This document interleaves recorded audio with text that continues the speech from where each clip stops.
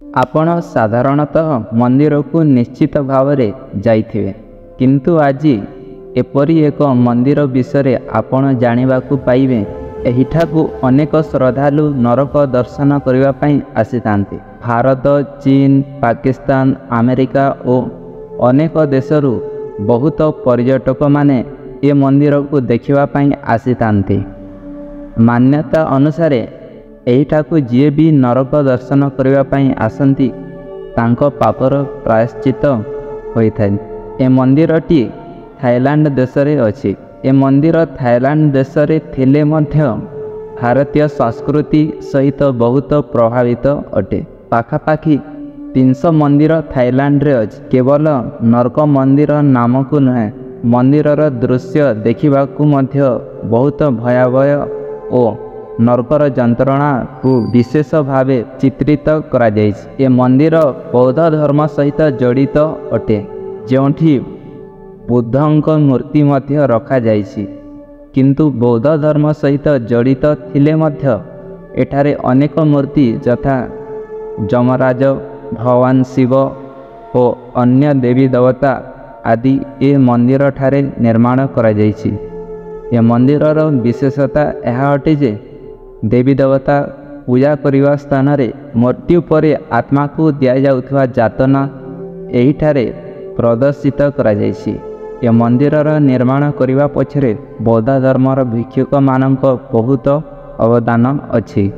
तांको मंदिरर निर्माण पछरे उद्देश्य यह थिला जे सेठाकार जनसाधारण को किपरि खराब कार्य ठारू दूर रखिबा पई गोटी गोटी करी एही मूर्ति गुड़िक निर्माण करी मंदिर रे रखागला। एहिठारे थिवा समस्त मूर्ति नरकर पीड़ा जंत्रणा को अनुभव करने को बाध्य कर दिए। आपण मूर्ति गुड़ी को भल भाव निरेखी देखिले आपण निश्चित नरकर पीड़ा को कष्ट अनुभव करें। कौन सी अपराध पाई नरकरे क्यों दंड दि जाए एठारे मूर्ति माध्यम दर्शा जाइछि।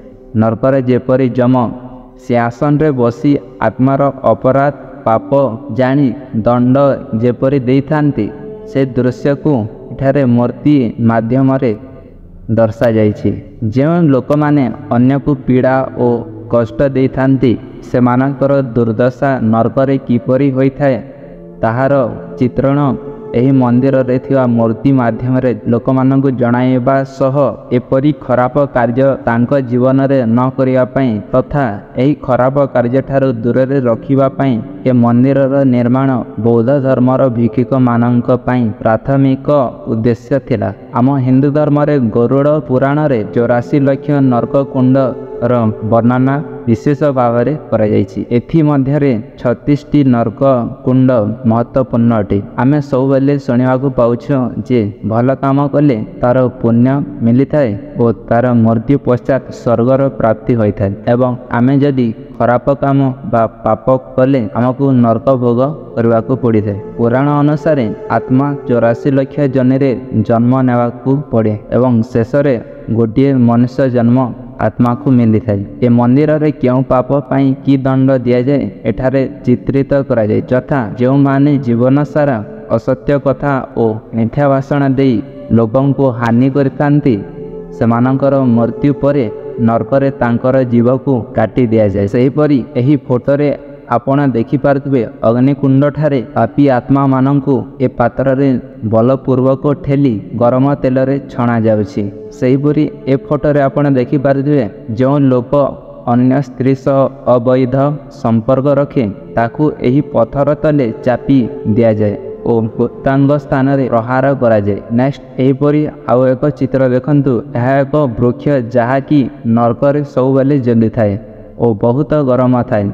जो स्त्री अन्य पुरुष सह अवैध संपर्क रखे ताकू एही वृक्ष सह आलिंगन करिवा पई प्रताड़ित करा जाए। नेक्स्ट एठारे जो व्यक्ति ता जीवन रे मांस मद खाती एमानंकु एठारे दंड दिया जाए। सेहीपरि एठारे जो माने निर्दोष पशु मानंकु अत्याचार करितांती मारितांती ସେହିପରି ଅପରାଧୀ ଏହିଠାରେ ଦଣ୍ଡ ଦିଆଯାଏ। ଏଠାରେ ତ କେବଳ କେତୋଟି ଜଣାଶୁଣା ପାପ କର୍ମର ଦଣ୍ଡ ଉଦାହରଣ ସ୍ୱରୂପ ଦେଉଛି। ବାସ୍ତବରେ ଆମ ପୁରାଣରେ ଏହାର ବର୍ଣ୍ଣନା ବହୁତ କରାଯାଇଛି। ଆପଣ ଚାହିଁଲେ ଗରୁଡ଼ ପୁରାଣ ପଢ଼ିପାରିବେ।